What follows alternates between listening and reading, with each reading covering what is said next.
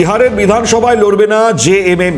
সোমবার ঝাড়খণ্ড মুক্তি মোর্চার তরফে ঘোষণা, আরজেডি এবং কংগ্রেসের ষড়যন্ত্রেই এই সিদ্ধান্ত। মহাজোটের আসন থেকে তাদের বঞ্চনার অভিযোগ। ফলত বিহার বিধানসভা এই মুহূর্তে প্রত্যেকেই রাখছেন নজরে, যে এক এক করে বিভিন্ন ছবি বিহার বিধানসভায় ভোটের ঠিক আগে থেকে যে সমস্ত ছবিগুলো আসছে তার মধ্যে গুরুত্ব রাখে। আরও এক খবর জানাচ্ছি, ঝাড়খণ্ড মুক্তি মোর্চার তরফ থেকে যে ঘোষণা করা হয়েছে, আরজেডি এবং কংগ্রেসের ষড়যন্ত্রে যে সিদ্ধান্ত, মহাজোটের আসন থেকে তাদের বঞ্চনার অভিযোগ তারা তুলছেন। ফলত জেএমএম লড়বে না বলে সিদ্ধান্ত নিয়েছে। ইন্দ্রাণী দাশগুপ্ত রয়েছে টেলিফোন দ্বারা আমাদের প্রতিনিধি। ইন্দ্রাণী, ফলত কি করতে চলেছে জেএমএম, কি ভাবছে?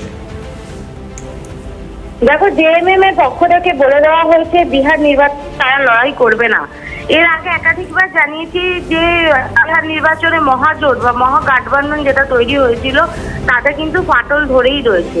একাধিক জায়গায় কংগ্রেস এবং আরজেডি নিজেদের বিরুদ্ধে প্রার্থী দিয়েছে। প্রার্থী এরকম বিধানসভা আসন আছে যেখানে কংগ্রেস এবং আরজেডি নিজেদের বিরুদ্ধে প্রার্থী দিয়েছে।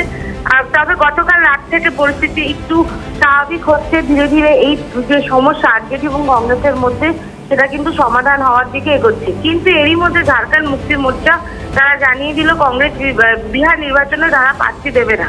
কারণ আসন সমঝোতা নিয়ে যে কথা হয়েছিল তাদের সাথে আরজেডি এবং কংগ্রেসের, তা কিন্তু দুই দলই মানেনি। কারণ জেএমএম যে বিধানসভা আসনগুলি চাইছিল সেগুলোতে প্রার্থী দেওয়ার জন্য রাজি হয়নি আরজেডি এবং কংগ্রেস। সেই কারণে যে ঝাড়খণ্ড মুক্তি মোর্চার এই সিদ্ধান্ত বলে প্রাথমিকভাবে জানা যাচ্ছে। তবে এরপর জেএমএম কি করবে, আর তারা কি নির্দল প্রার্থী দেবে নাকি ইন্ডিয়া জোট থেকে বেরিয়ে যাবে, একাধিক প্রশ্ন কিন্তু এই নিয়ে সামনে আসছে। মনিময়, ধন্যবাদ ইন্দ্রাণী।